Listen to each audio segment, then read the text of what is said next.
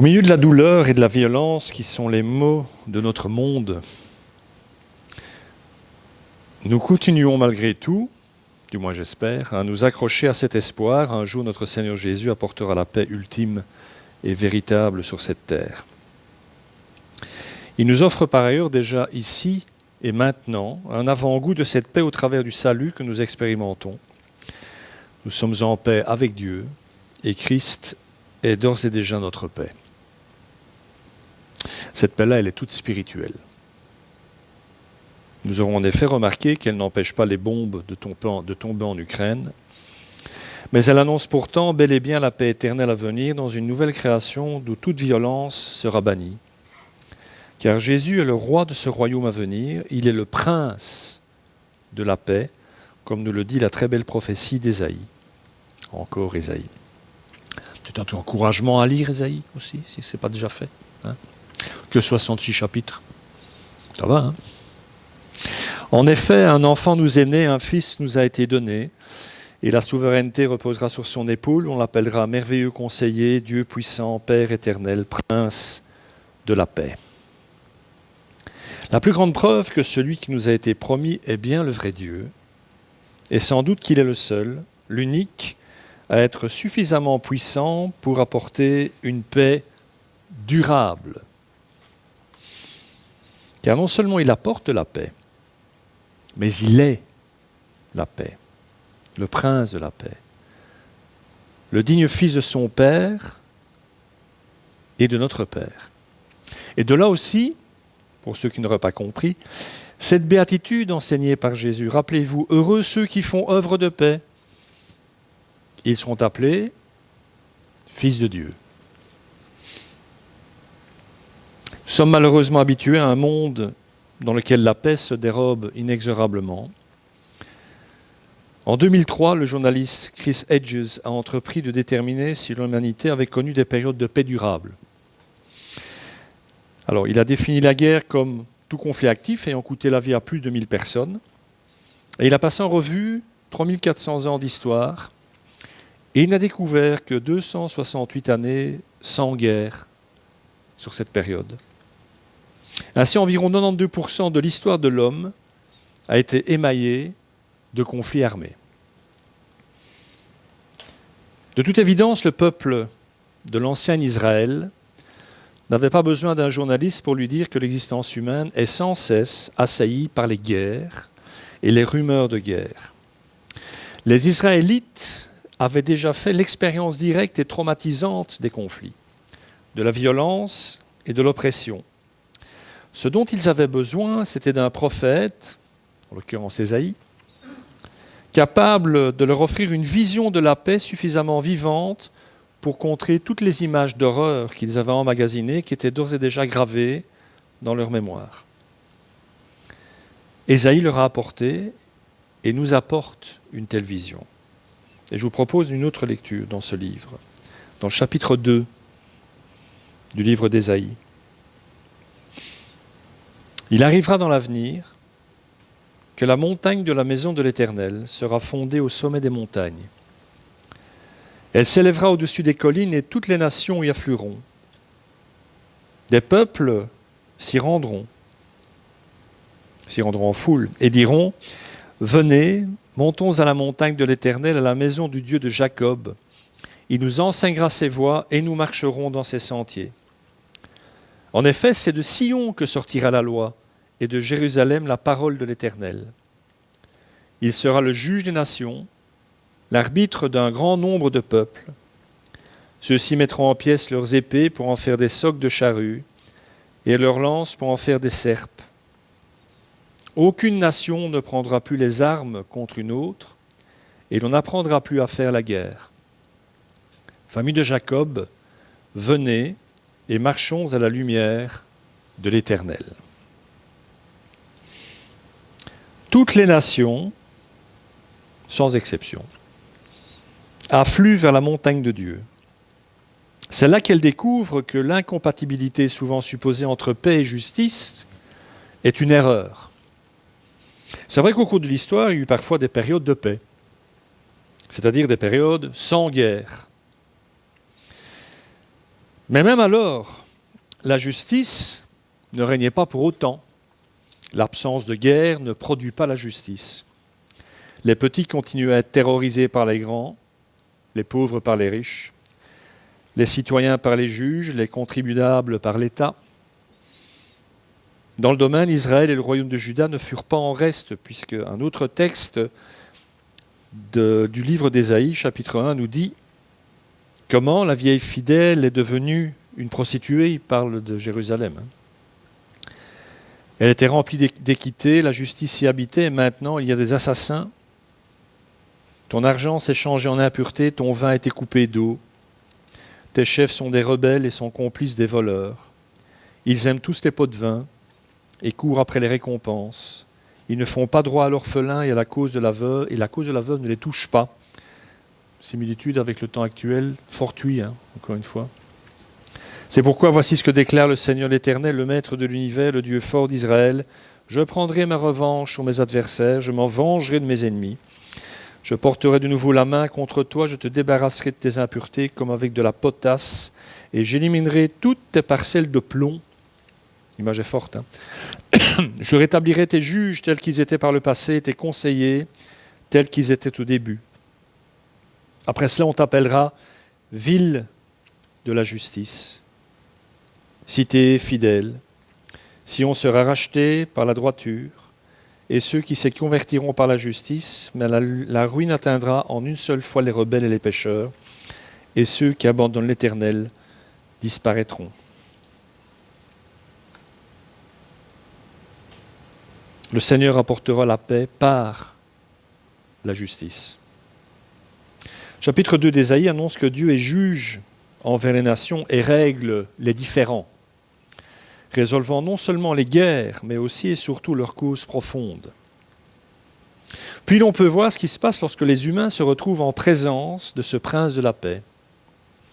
Les épées et les lances qu'ils avaient apportées sur la montagne, des armes longtemps considérées comme nécessaires à leur survie en tant que nation, semblent soudain déplacées, hors de propos, inutiles.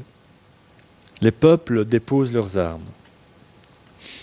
Mais le prince de la paix a quelque chose d'encore plus beau en tête. Son projet d'amour va bien plus loin que l'arrêt des guerres. Car voilà que bientôt, ces gens travaillent ensemble pour transformer leurs armes en outils de jardinage. L'ingéniosité humaine est rachetée de ses fins destructrices et réorientée vers des fins créatrices. On revient à un jardin à cultiver, tiens. La terre sera à nouveau un jardin. Néanmoins, évitons de nous leurrer en pensant à Ésaïe, il n'est pas naïf, le prophète. Aucun prophète, du fait du ministère même auquel il est appelé, n'en est un.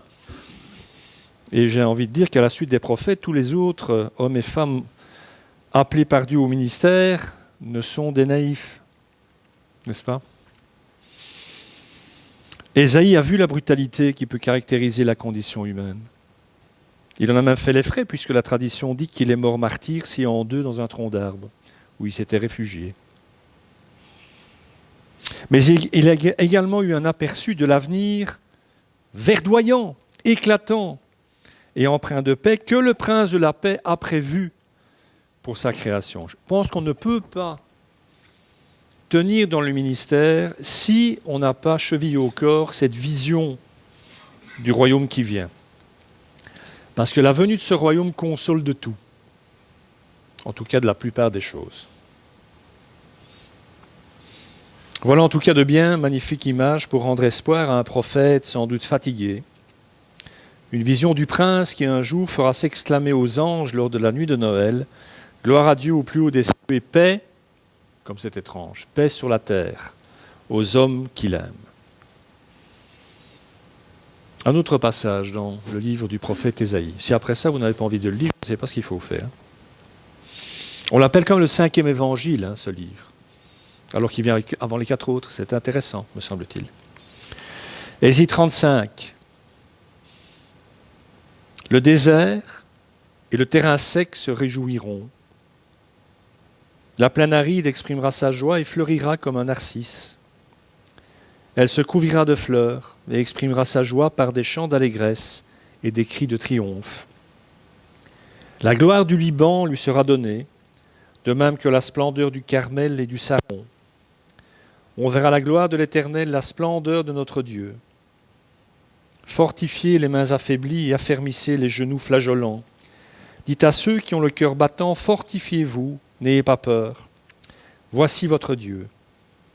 Elle viendra, la vengeance, la rémunération de Dieu. Il viendra lui-même pour vous sauver. Alors les yeux des aveugles seront ouverts et les oreilles des sourds seront débouchées. Alors le boiteux sautera comme un cerf et la langue du muet lancera des cris joyeux. Oui, de l'eau jaillira dans le désert et des ruisseaux dans la plaine aride. La terre brûlante deviendra un étang et la terre aride se changera en source d'eau. Dans le repaire qui servait de gîte aux chacals pousseront des roseaux et des joncs. Et il y aura là une route, un chemin qu'on appellera chemin de la sainteté. Aucun impur n'y passera. Il sera réservé pour eux lorsqu'ils suivront ce chemin. Même les fous ne pourront pas s'y égarer. On n'y croisera aucun lion, aucune bête sauvage ne gravira, aucune ne s'y trouvera. Ce sont les rachetés de l'Éternel qui y marcheront. Ceux que l'Éternel aura libérés reviendront. Ils arriveront à Sion avec des chants de triomphe et une joie éternelle couronnera leur tête. Ils connaîtront la gaieté et la joie, la douleur et les gémissements s'enfuiront.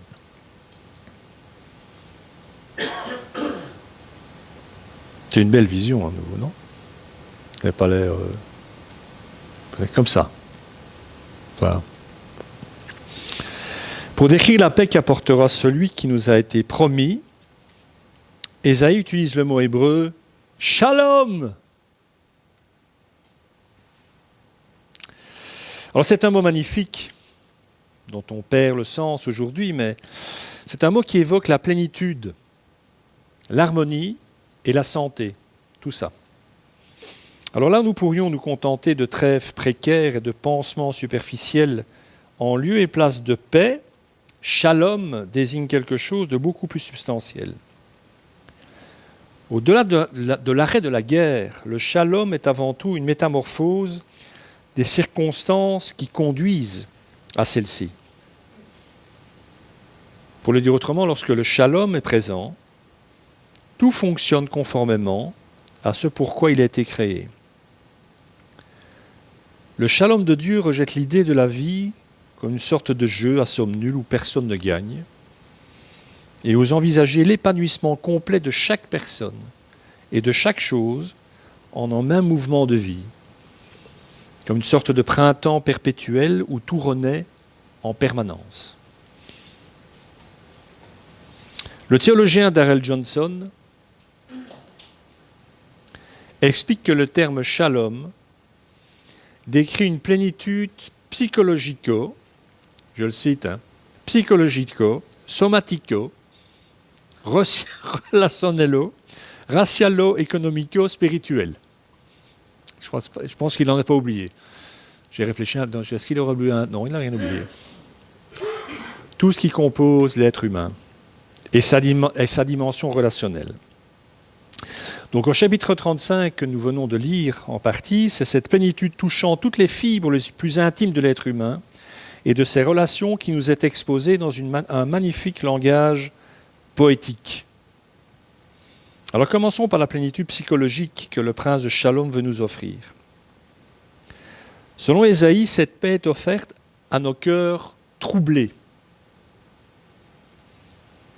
et transmise par les mots « Soyez forts, n'ayez aucune crainte ». Pourquoi est-ce que nos cœurs se troublent? Parce que nous avons peur.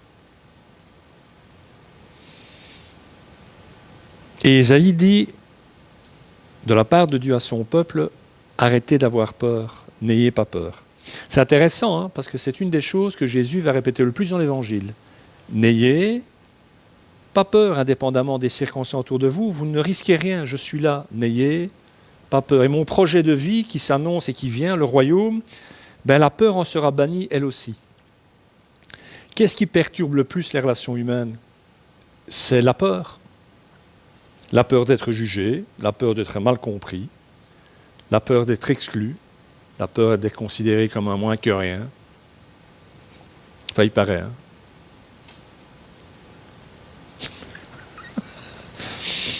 Mais même moi, vous savez, j'ai peur, hein, ne vous faites pas d'illusions. Hein. Donc cette absence de crainte est déjà le résultat de la paix de Dieu dans le cœur de ceux qui croient. Nous avons déjà cette potentialité, parce que l'Esprit Saint habite en nous. Et tout ça jusque ce que la joie, je cite, la joie et l'allégresse nous envahissent, et que douleur et gémissement s'enfuient. Le pasteur Jeremy Treat a séjourné à Kibera, un quartier extrêmement pauvre de Nairobi au Kenya. Il s'y est rendu en suivant un égout à ciel ouvert, qui arrivait tout près d'abris faits de morceaux de bois et de boue séchée. De nombreux enfants jouaient nus dans la boue, à proximité des eaux usées. Sur son chemin, il a croisé une fillette âgée de 12 ans, dont le guide lui a appris qu'elle se prostituait. Il se sentit profondément accablé par cette nouvelle et par les choses qu'il voyait. C'est habité par cet état d'esprit qu'il entendit les premiers sons sortir de l'endroit où il se rendait. Et au fur et à mesure qu'il se rapprochait, il finit par distinguer des voix humaines sortir de cet endroit. Le bâtiment en question était un peu plus grand que les autres, et il y trouva 70 personnes rassemblées. C'était un service religieux qui se tenait là, près d'un égout. Ces hommes et ces femmes chantaient à plein poumon, louant Dieu en swahili, les bras levés en signe d'adoration. Il y vit des larmes, des sourires, de la prière et de très nombreuses louanges. Mais la question se pose, comment des gens vivant dans une telle pauvreté pouvaient-ils posséder une telle espérance et même une telle joie?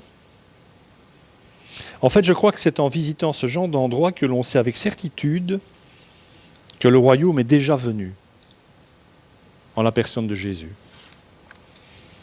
Alors, pas encore dans sa plénitude, hein, ça on a bien remarqué, mais il est là. Au milieu des plus atroces souffrances et de la pire désolation, le royaume est déjà là. Ces gens n'avaient rien, et pourtant, ils avaient tout en Christ. Ils le croyaient, ils le savaient, parce que dans la pensée biblique, croire, c'est savoir. On parle de certitude. Et le pasteur Treat de conclure, ce que j'ai vu dans cette cahute était un aperçu de la même puissance qui renouvellera un jour toute la création. Alors qu'en est-il aussi de la plénitude somatique ou corporelle? Dans une succession d'images saisissantes et qui ont dû être encore plus saisissantes pour les contemporains d'Ésaïe, en disant, mais de quelle période et de quoi parle-t-il? Ésaïe, il proclame la restauration physique. Qu'est-ce qu'il dit? Les aveugles voient, les sourds entendent, les boiteux bondissent comme des cerfs et les muets crient de joie. Tiens, c'est intéressant ça. Ça devrait nous faire comprendre quelque chose. Alors nous aurons sans doute compris qu'au travers des miracles que Jésus a accomplis durant son passage parmi nous, il a annoncé la réalisation certaine et prochaine de cette prophétie d'Ésaïe. Puisqu'il a accompli tout cela, il donne le gage par ses guérisons physiques que le royaume arrive bel et bien, définitivement. Et ça va même plus loin. Ça va plus loin. La création d'Ésaïe elle-même est guérie parce que l'homme l'est. L'homme l'est. Des eaux jailliront dans le désert. Et versets 1 à 2, la steppe jubile et se met à fleurir comme les lys. Plus aucun endroit d'aridité sur la planète.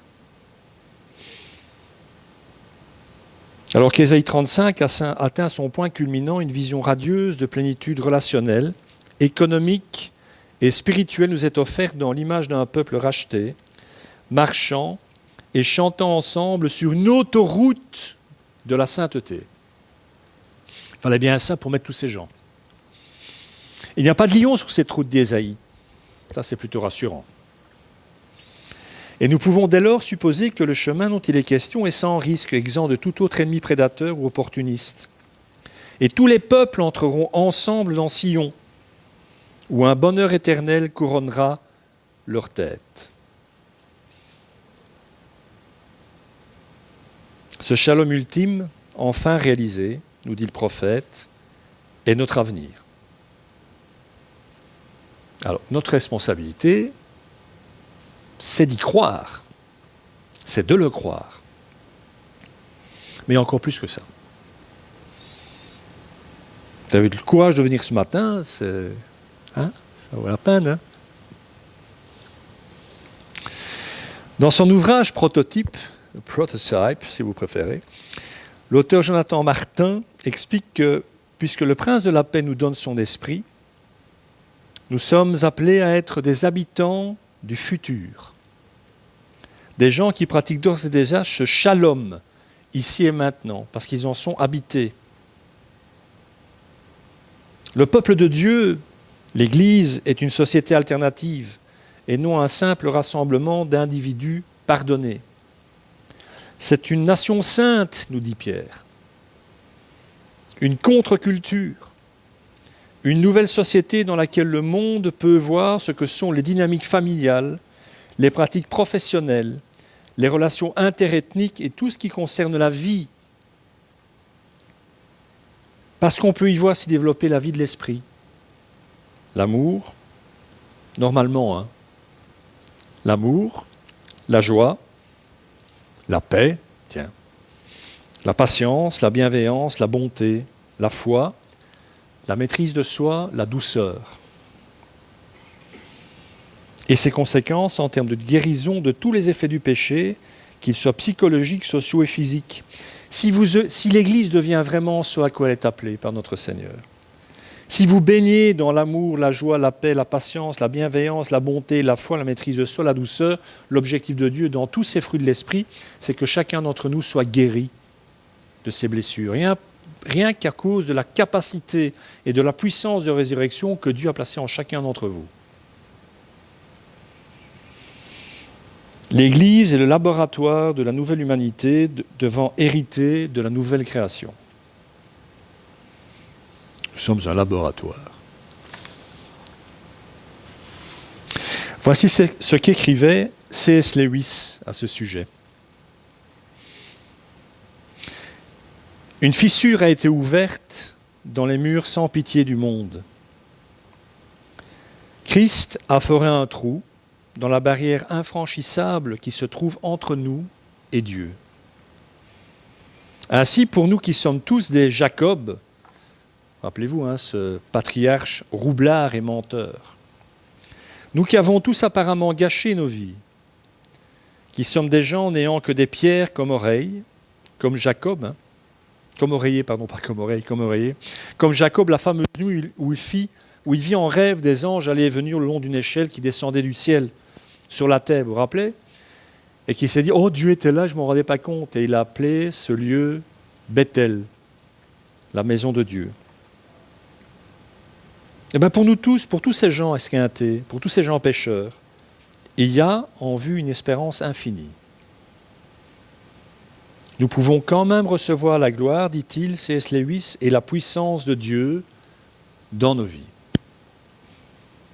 C'est le principe que Paul développera.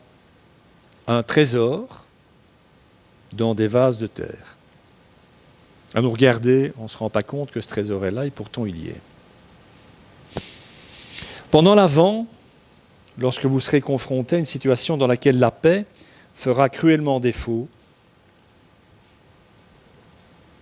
demandez au Seigneur quelle action ou quelle attitude ferait le plus évoluer cette situation vers l'épanouissement global de toutes les personnes et dimensions impliquées dans cette situation. Et peut-être découvrirez-vous que le prince de la paix veut faire de vous un ruisseau dans le désert, un procurateur de paix, et vous remplir d'allégresse et de joie dans cette situation. Parce que cette paix que Noël annonce au travers de la venue du Fils de Dieu en ce monde, vous l'avez en vous. Que le Seigneur bénisse sa parole. Amen.